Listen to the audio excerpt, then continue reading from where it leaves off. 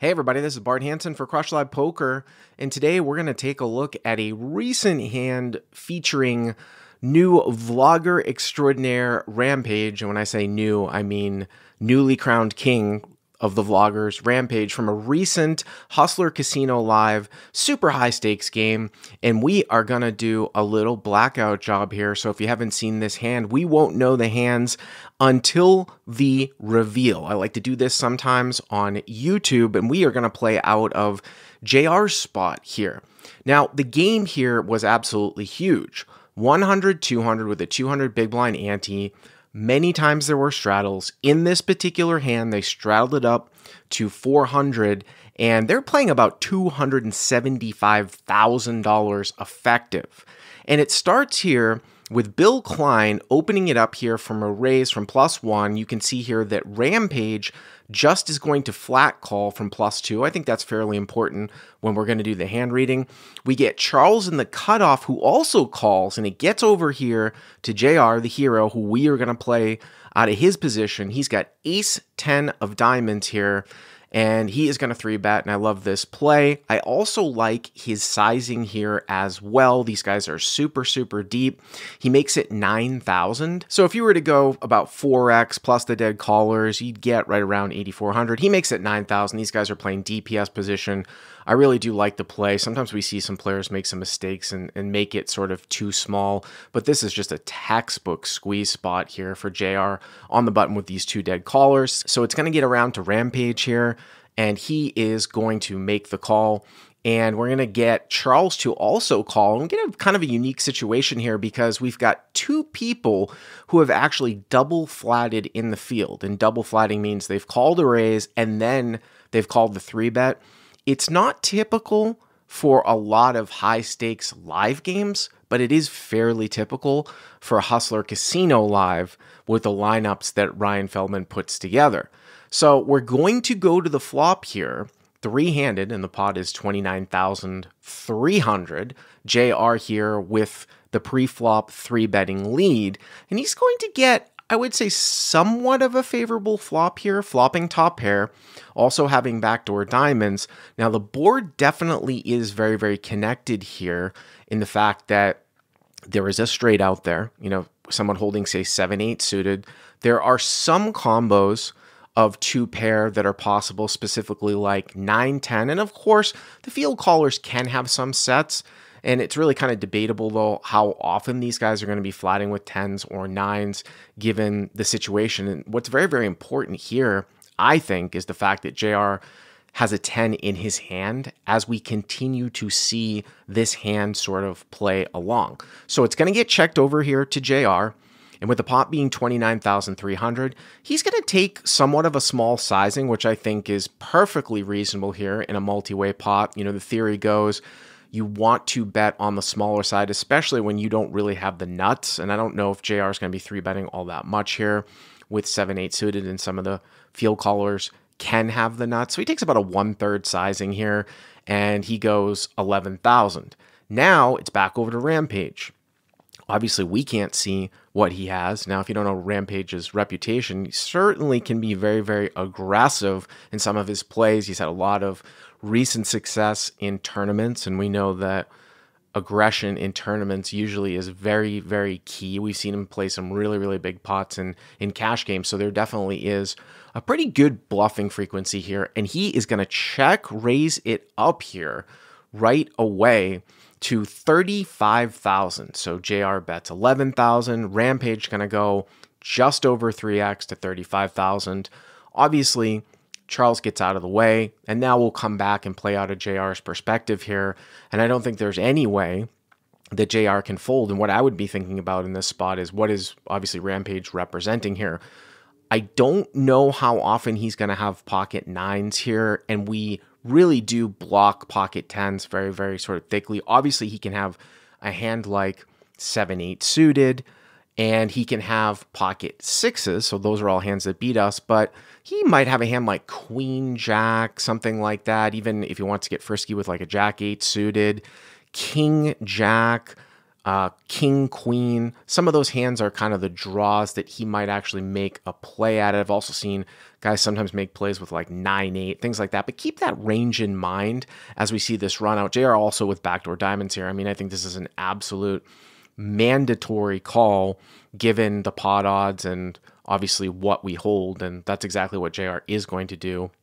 He is going to make the call here, and we are going to roll to the turn with the pot being just a hair under $100,000.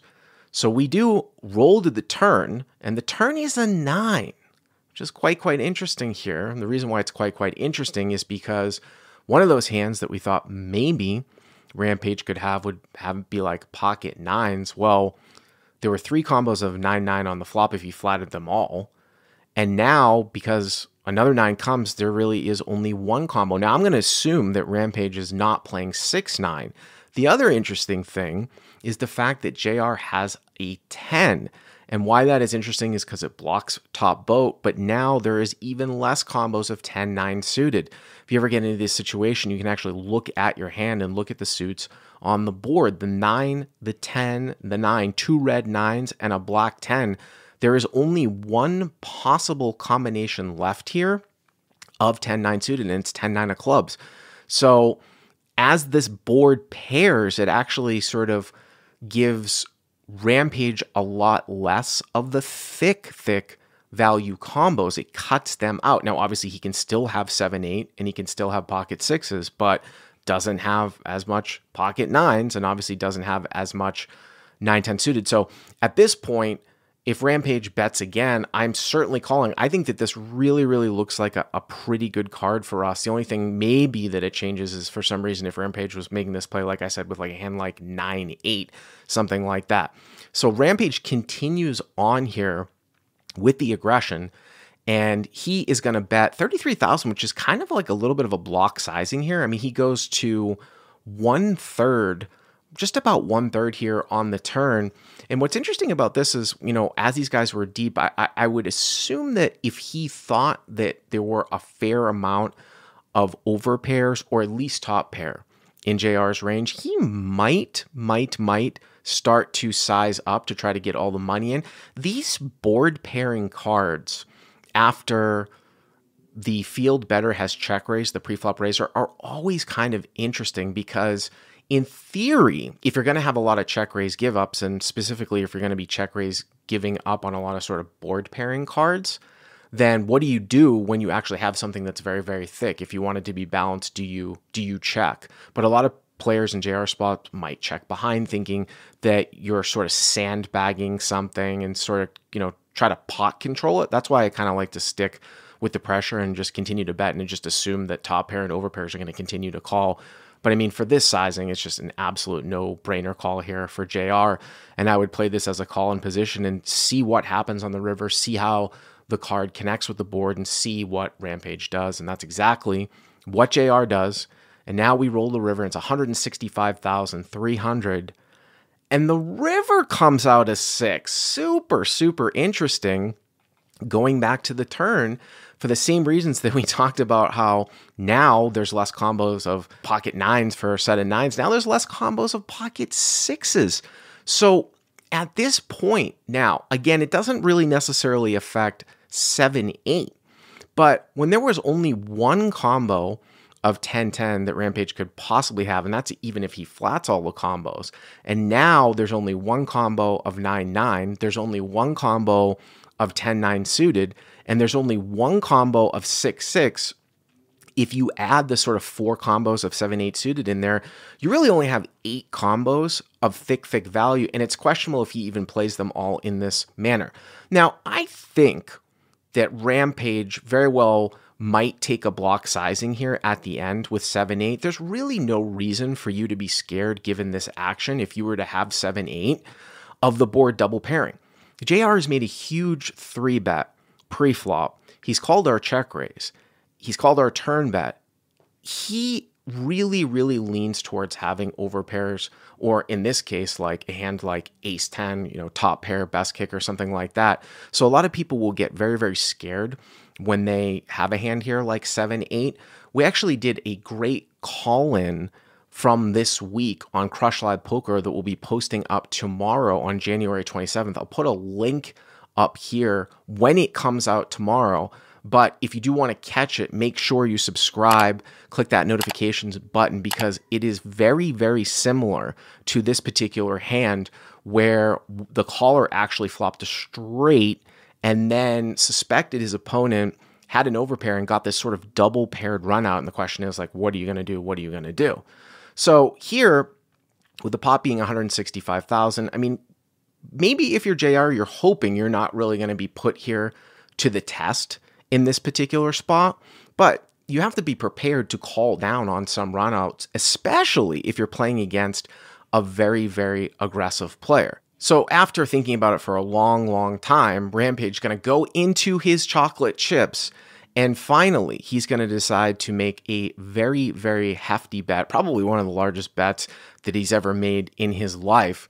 And he's going to bet 120,000 here, 120,000 into 165. Now, if I'm JR here with ace 10, obviously I don't love it. I don't love the fact that this much pressure is being put on us. But again, if we sort of roll back to the combinations, and also too, we don't even know if Rampage would actually take this sizing here with 7-8.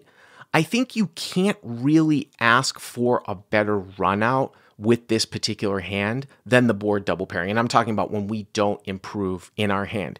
The only very, very subtle difference, an argument that could be made, is if JR had a different suit of ace 10 suited, like if he had ace 10 of hearts. And the reason why that is a slightly better combo to call with is because if Rampage is structuring his check raising properly, he's supposed to have backdoor flush draws in his check raising range. So if we had ace 10 of hearts, then we unblock all of the possible backdoor flush draw types of holdings that he could have, like the straight draw and backdoor flush draws. Because we've got ace 10 of diamonds, Rampage can't have, you know, a backdoor flush draw that contains, say, like 10x of diamonds in it or something like that. However, you know, the possibility of him having a hand that has clubs in it, a possibility of a hand that obviously has spades in it, something like that, are all there. So it's just something that's very, very subtle.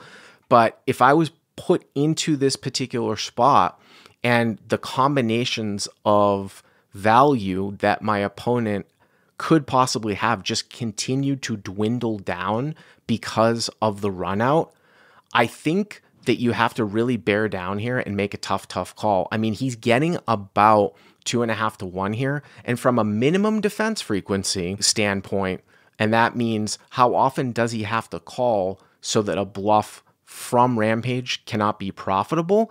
Rampage bet about, say, 3/4 the size of the pot.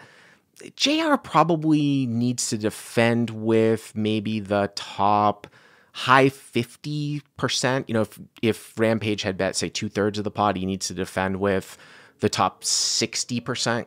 Rampage needs to win that about 40% of the time to make that bluff. So because Rampage bet a little bit larger, it's probably in the high 50s, but you know, we take a look at this and then you get down to the combinatorics of it. You would really rather have ace 10 here than, I think, like a hand like aces. You would rather have ace 10 because you're blocking pocket 10s and you're blocking 10-9. Now, what are the bluffs that Rampage can have?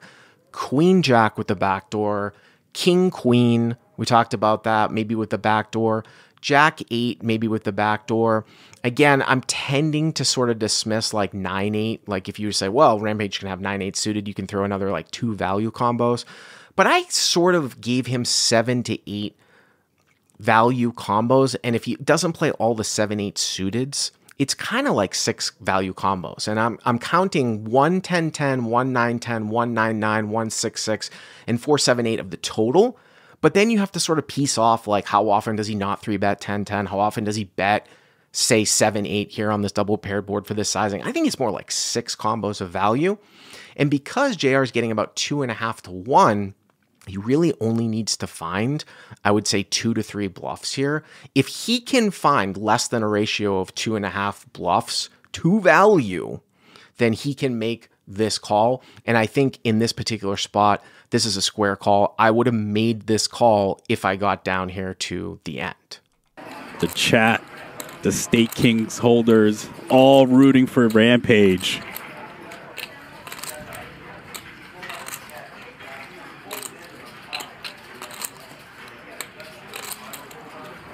And he gets the fold. Rampage, you animal. And he shows the bluff. Oh, he shows the king of spades. 88,000 in profit going to Rampage. He gets the fold. Kid has all the heart. 120,000 with king high. Obviously a tough one for JR, but what a great hand, and you got to hand it to Rampage. He certainly did have heart. Do me a favor, if you like what you see, hit that like button. Again, subscribe to the channel, and we'll see you next time.